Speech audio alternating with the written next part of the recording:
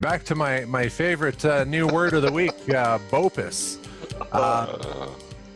Yeah, buy online, pick up in store, and obviously so many of our retailers were forced to just, this is how they had to operate for quite some time with the pandemic going on. But one of the things in this story that I found super interesting was that they were finding, let's see, it came from mytotalretail.com, just to give the proper shout out there, but it talked about, 75, 80% of customers that came to pick up their online order ended up making additional purchases. So what an awesome opportunity there. What are your thoughts, Dan?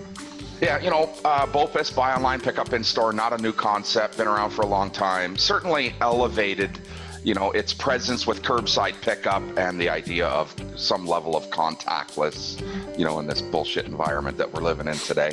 But certainly, this has been the case for all of our independents that practice this strategy of buy online, pick up on store. And it doesn't really matter how I buy it online. It's that I bought it virtually, whether it was through an e-com or social selling. Right. I think we'll talk a little bit about, maybe Ray-Ban a little later. Yep. And it doesn't matter where you capture that sale. The goal is the same. Let's get the customer in the store. And, different than buying something from from a large chain, from a big department store and picking it up there. There's more convenience to the buy it online and pick it up in the store. Best Buy opted to, you got to buy online and you can pick it up at the door front through most of COVID. And really that just meant, that I avoided lines and congestion and sifting through the mounds of crap that are in some stores.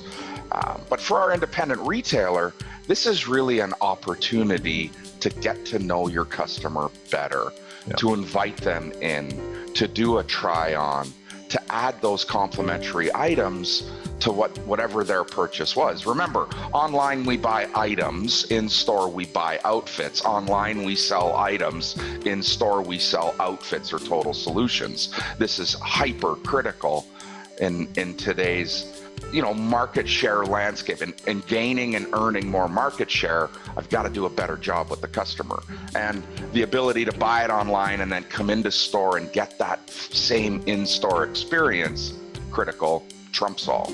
Yep.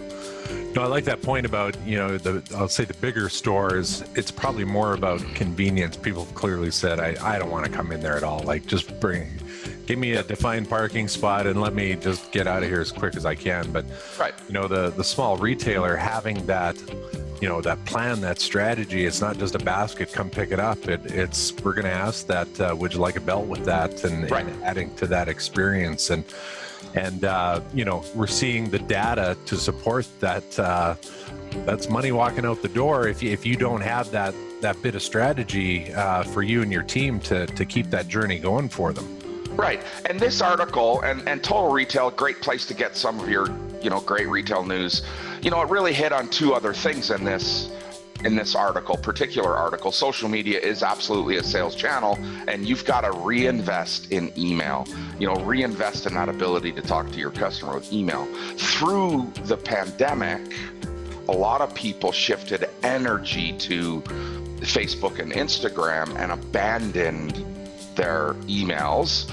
No plug for sending a weekly email here, Rob. Yeah. You've got to talk to your customer. You've got to stay relevant, and email's the way to do it. Right on.